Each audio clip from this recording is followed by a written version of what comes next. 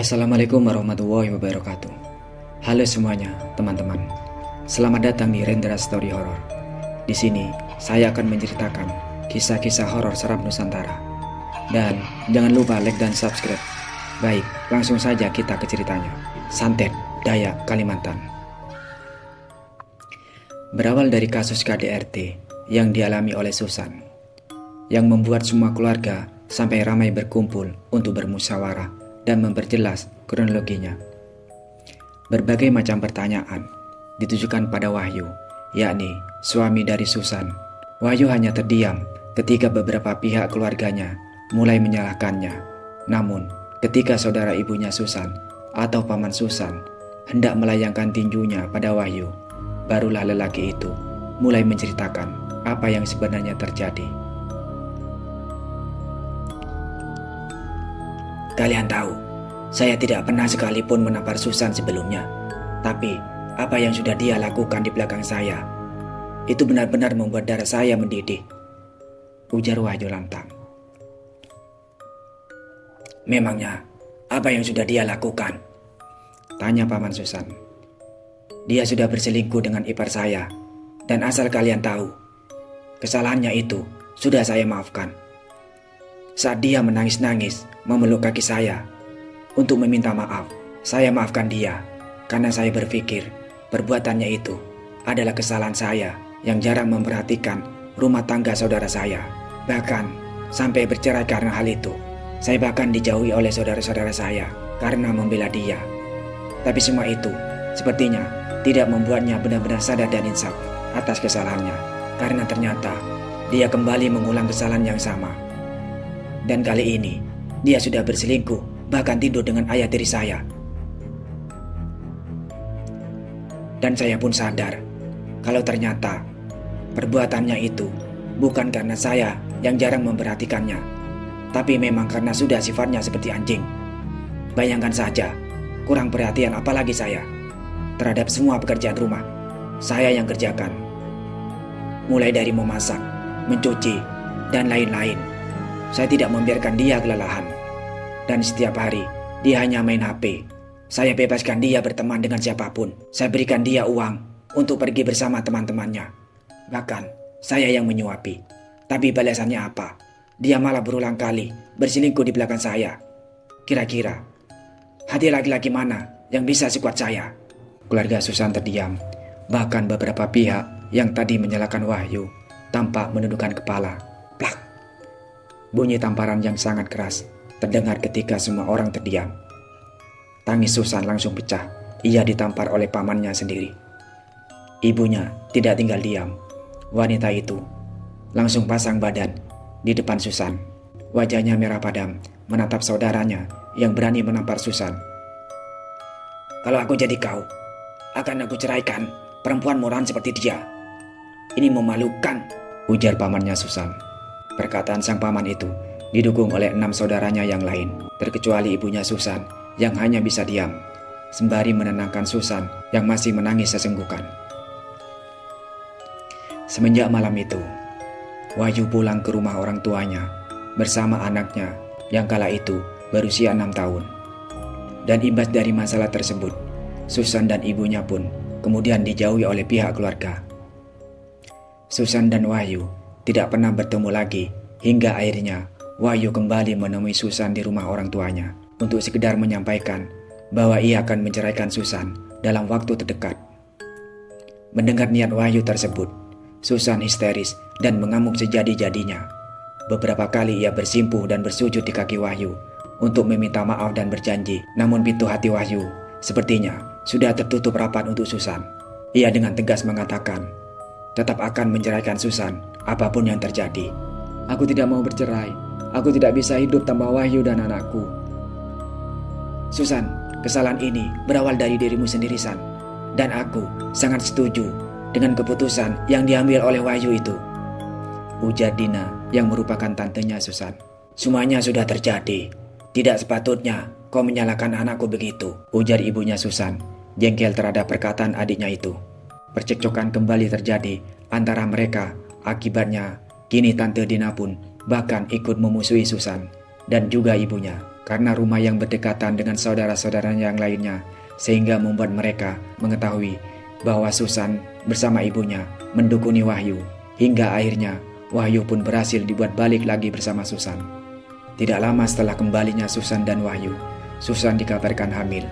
Namun, yang menjadi gosip hangat ialah usia kandungan yang berbeda jauh dengan bersatunya mereka. Bahkan, sampai bidan yang melayani pemeriksaan kandungan Susan itu pun ditanyai oleh orang-orang tentang usia kandungan Susan yang sebenarnya sudah 4 bulan. Iya sih, mereka belum resmi bercerai. Tapi kata Wahyu, waktu itu kan si Susan sudah pernah tidur sama bapak mertuanya. Jangan-jangan itu anak hasil perselingkuhan, ujar salah satu istri pamannya Susan bergosip dengan saudara-saudara yang lainnya. Tante Dina yang tidak sepenuhnya membenci Susan dan ibunya hanya bisa mendengarkan obrolan gosip tersebut. Beberapa bulan kemudian, karena di desa itu, saudara-saudaranya tidak lagi memperlakukannya seperti dulu. Ibunya Susan kini lebih sering menghabiskan waktunya di kota bersama dengan anak menantu dan juga cucunya yang merupakan kakak dari Susan. Yang bertahan di desa itu hanyalah Susan bersama suaminya. Mereka dijauhi oleh orang dan bahkan tetangga. Hari itu, pihak keluarga dikagetkan dengan tangisan histeris dari Tante Dina.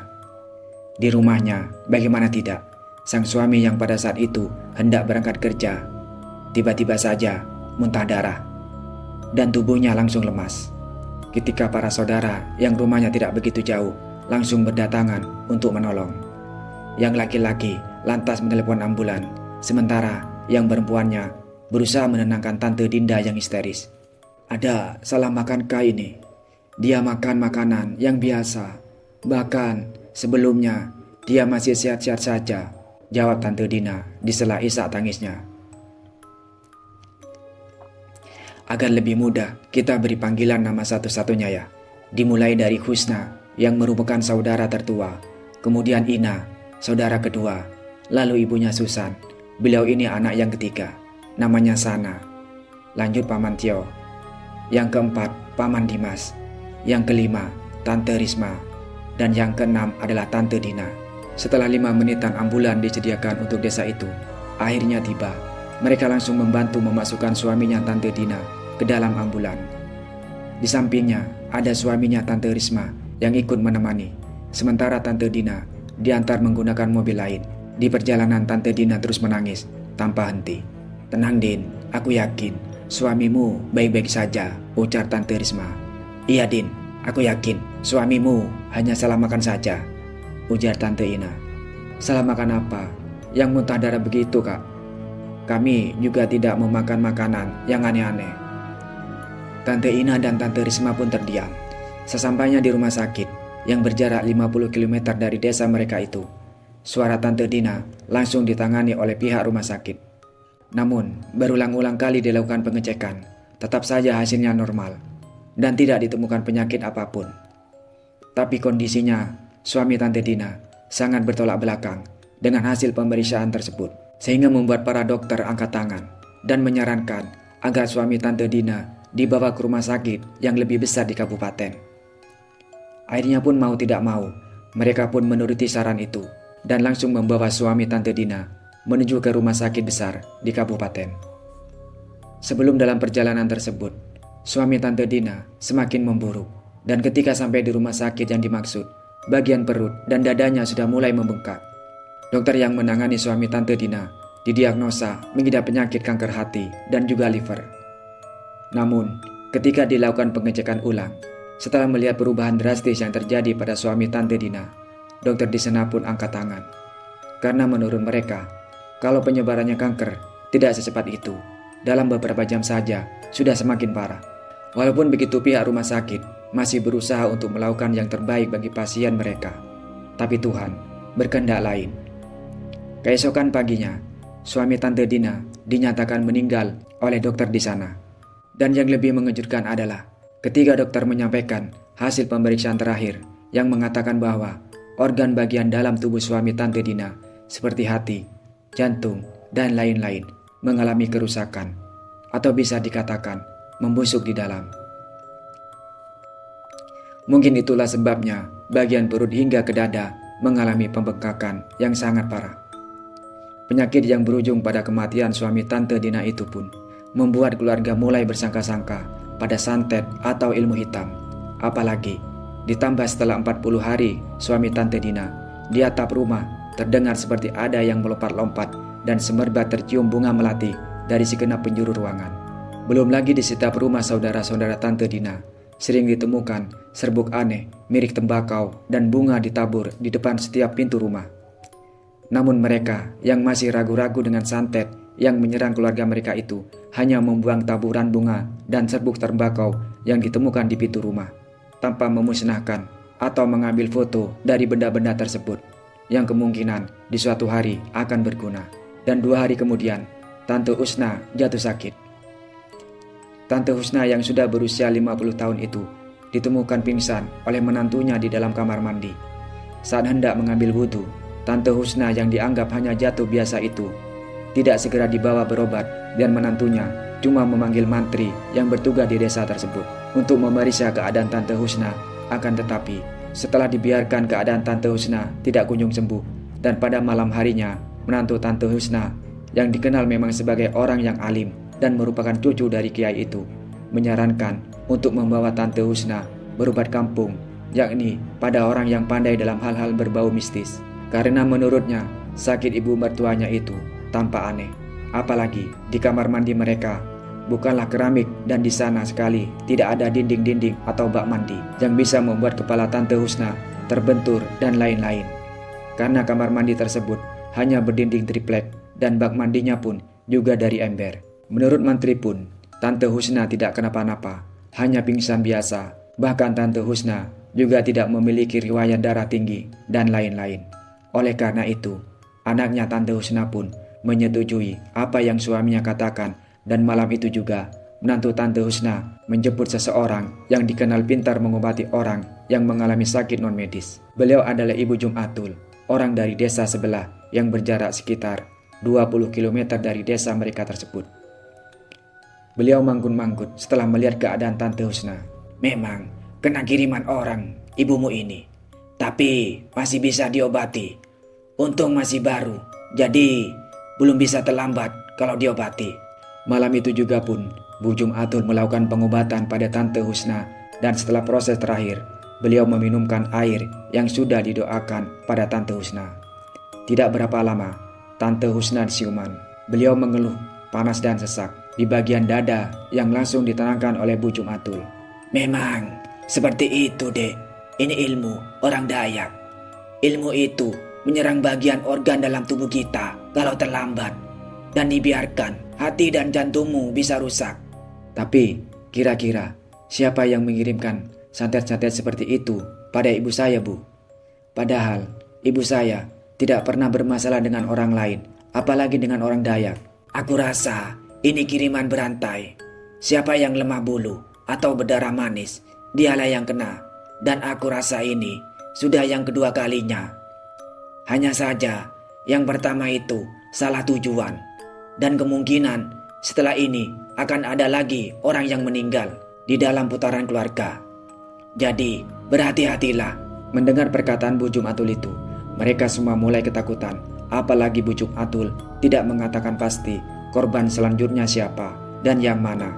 Alhasil seluruh keluarga pun berlomba-lomba untuk mencari orang-orang yang bisa memagar diri dari rumah. Karena sejauh ini, karena memang daerah tempat tinggal mereka yang jauh dari desa-desa lain, jadi untuk menemukan orang yang benar-benar bisa membantu mereka cukup sulit dan butuh waktu. Apalagi Bu Jumatul tidak terlalu berada di desanya tersebut, karena beliau sering berpergian untuk mengobati orang di luar daerah, bahkan luar provinsi. Terakhir mereka semua diberikan minyak pemagar diri oleh Bu Jumatul, dan rumah mereka juga dibersihkan dengan air garam yang dibacakan ayat-ayat kursi. Namun itu hanya bertahan sementara saja, karena seminggu kemudian Tante Ina jatuh sakit, dan hanya berselang 2 hari beliau pun meninggal dunia. Semakin dibuat ketakutan mereka, apalagi setelah kematian Tante Ina itu, keluarganya sering dan bahkan hampir setiap malam mendengar suara orang melompat-lompat di atas atap. Belum lagi teror bunga dan serbuk tembakau yang selalu ada di setiap pintu rumah. Malam itu, korban kembali jatuh, yakni Paman Tio. Beliau yang pada saat itu sedang bersiap-siap pulang kerja, mendadak jatuh pingsan saat akan menghidupkan motornya. Akibatnya, sebelah kaki Paman Tio tertimpa motor. Orang-orang di sekitar situ tentu saja membantu dengan cepat, membawa Paman Tio ke ruang medis khusus karyawan. Namun setelah dicek dokter, hanya mengatakan kalau Paman Tio cuma kelelahan dan perlu beristirahat yang cukup. Tapi anehnya, setelah 2 jam berada di ruangan itu, beliau tidak kunjung siuman. Akhirnya, oleh pihak perusahaan tempat Paman Tio bekerja, beliau diantar pulang dengan menggunakan ambulan. Tentu saja, kedatangan ambulan tersebut membuat hati keluarganya menjadi tidak tenang. Terlebih lagi, begitu mereka tahu siapa yang diantar oleh ambulan tersebut. Histeris suara tangis istri Paman Tio melihat suaminya yang akan diangkat masuk ke dalam rumah. "Tenang Bu, Pak Tio tidak apa-apa, beliau hanya kelelahan," ujar petugas yang mengantar. Tapi penjelasan petugas ini tidak membuat istri Paman Tio tenang, karena dia tahu suaminya seperti itu bukan karena kelelahan. Tolong jemput Bu Jumatul untuk mengobati suamiku. Kau tahu kan, suamiku itu tulang punggung kami. Aku tidak tahu bagaimana aku bisa menghidupi anak-anakku kalau suamiku sampai kenapa-napa. Saya akan ke rumahnya beliau, tapi saya juga tidak tahu beliau ada atau tidak. Beliau masih di kota B dan katanya setengah bulan baru datang. Beruntung sekali karena rupanya Bu Jumatul sudah pulang dan saat menantu Tante Husna datang, Bu Jumatul tengah beristirahat. "Jadi, kalian belum juga mendapatkan orang itu yang bisa menangani masalah ini?" tanya Bu Jumatul. "Tidak gampang Bu, sudah beberapa orang yang kami datangkan, tapi tetap saja gangguan dan kiriman itu ada. Bahkan Tante Ina sudah meninggal karenanya." Bu Jumatul pun menarik nafas panjang. "Dukun yang mengirimkan penyakit ini luar biasa tinggi ilmunya. Jika bukan orang yang benar-benar tepat, maka akan sangat sulit melawannya. Aku bisa mengobati, tapi itu hanya sementara. Dan setelah si A sembuh, maka si B atau si C akan mati." Perkataan Bu Jumatul itu membuat keluarga merasa semakin putus asa. "Lalu orang yang tepat itu seperti apa dan di mana kami bisa menemukannya, Bu?" Bu Jumatul terdiam untuk beberapa saat. Kemudian beliau berkata, "Aku tahu jenis ilmu yang seperti ini hanya orang Dayak yang punya. Jadi aku rasa kalian harus mencari orang Dayak juga untuk mengobatinya." "Apa santet yang menyerang keluarga kami ini Parangmaya?" Bu Jumatul menggeleng. "Bukan Parangmaya, tidak seperti ini. Tapi dari tingkatan ilmunya, aku rasa hampir sama dengan kehebatan Parangmaya.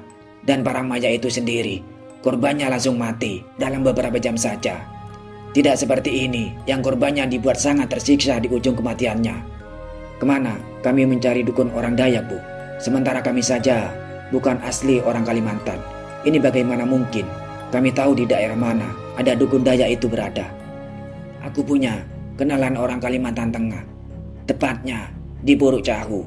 Tapi dia ini bukan dukun. Tetapi aku rasa sedikit banyak dia tahu tentang beberapa dukun yang ada di daerahnya. Kalau kalian mau, aku masih menyimpan kontaknya," ujar Bu Jumatul seraya mengeluarkan HP Nokia jangkrik keluaran lama dari dalam tas bekasnya.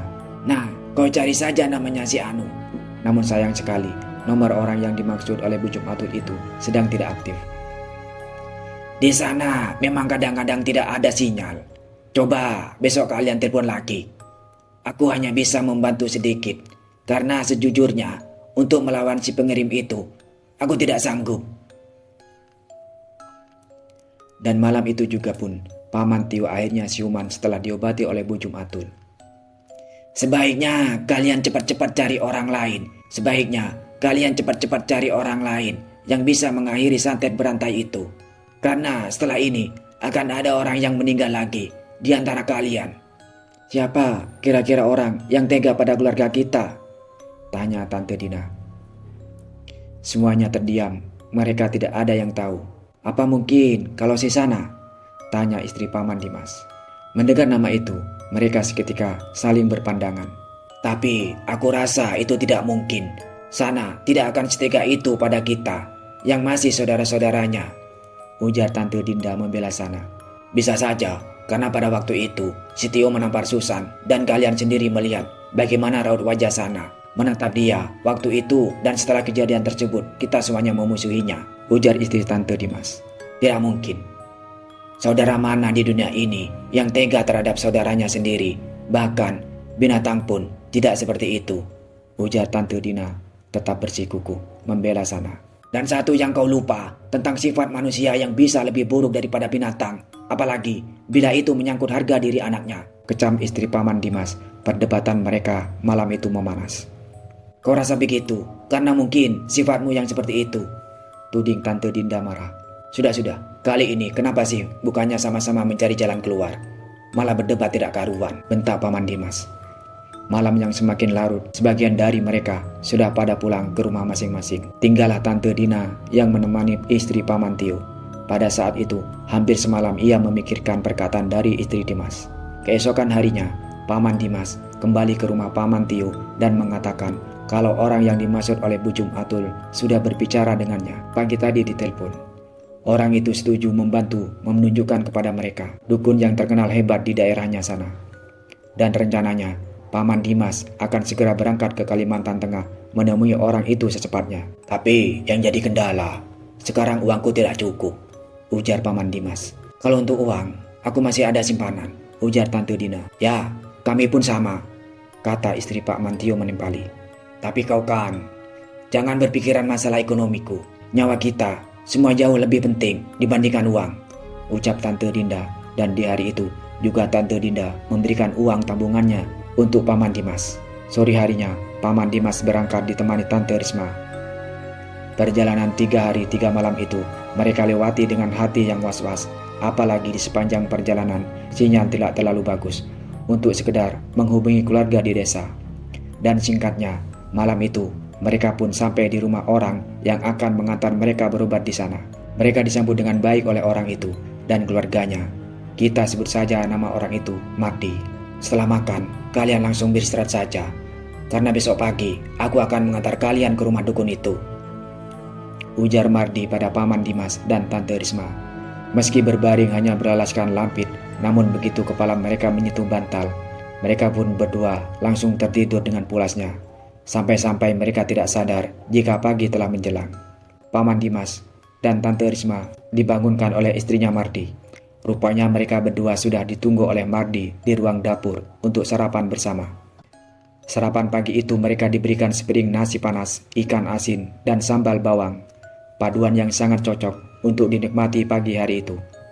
Selesai makan dan mengobrol sebentar, mereka pun diajak pergi ke rumah dukun yang dimaksud oleh Mardi. Dukun yang kita mau datangi ini namanya Ama Putat. Beliau itu orang non-muslim, beragama Hindu, keharingan. Aku beritahu lebih dulu agar kalian bisa menyesuaikan diri nanti. Jika di sana, karena kami di sini, toleransi antar umat beragama sangat tinggi. Jadi, aku harap kalian jangan sampai menyinggung beliau, pesan Mardi pada Paman Dimas dan Tante Risma. Mereka sebenarnya tidak ada masalah dengan hal itu. Sesampainya di rumah yang memiliki ciri khas orang-orang Dayak itu, Mardi langsung naik ke pelataran rumah. Ia memanggil si tuan rumah. Tidak berapa lama kemudian, keluarlah seorang perempuan parubaya yang mengenakan baju tidur lengan pendek.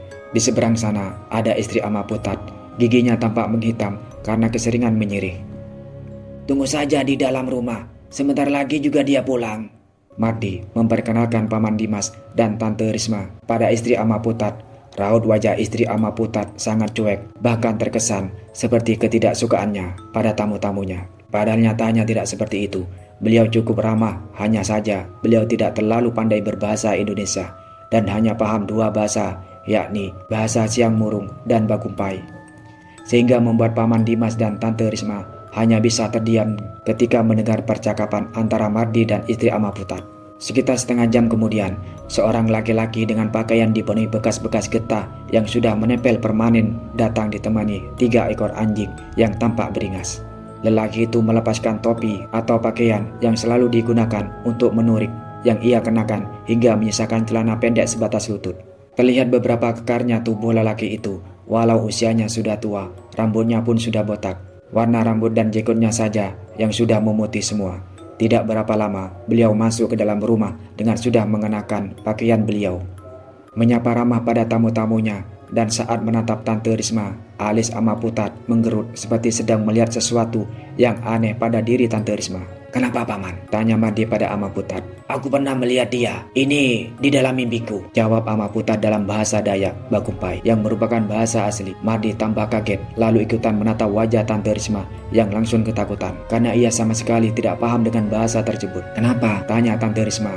"Kata Ama ini, beliau pernah melihatmu dalam mimpinya," ujar Mardi. Takut ditegur istri Amaputat pada suaminya yang terus saja menatap Tante Risma. "Dalam mimpiku, kau memakai baju berwarna putih dan sedang dikejar-kejar oleh seekor anjing hitam besar yang di mulutnya terdapat sebuah pedang panjang. Lalu kau berlari dan mendatangiku. Pada saat itu, sedang berada di sebuah sungai oleh anjing-anjingku. Anjing yang mengejarmu itu dihajar oleh anjing-anjingku. Pedangnya aku lempar, kemudian menghilang. Setelah kau disuruh menyelam ke dalam sungai, lalu warna bajumu langsung berubah," cerita Amaputat. "Artinya, anjing hitam berarti penyakit dan pedang di mulutnya itu menandakan bahwa penyakit itu adalah santet." "Benar, Mak. Keluarga saya sekarang memang sedang tidak baik-baik saja. Satu persatu saudara kami meninggal dunia. Kata orang yang mengobati kami, ini sejenis santet berantai yang dimiliki orang Dayak, dan santet itu bisa membunuh habis keluarga kami. Karena kalau diobati satu, maka akan ada satu lagi yang meninggal. Begitu seterusnya." Terima kasih telah menonton Rendra Story Horror. Semoga teman-teman menikmati kisah yang kami sajikan. Jangan lupa untuk like, komen, dan subscribe agar kalian tidak ketinggalan cerita-cerita horor yang menarik lainnya. Sampai jumpa di video berikutnya. Dan selalu ingat, di balik setiap cerita ada misteri yang menanti untuk diungkap. Selamat malam dan tetap berhati-hati. Wassalamualaikum warahmatullahi wabarakatuh.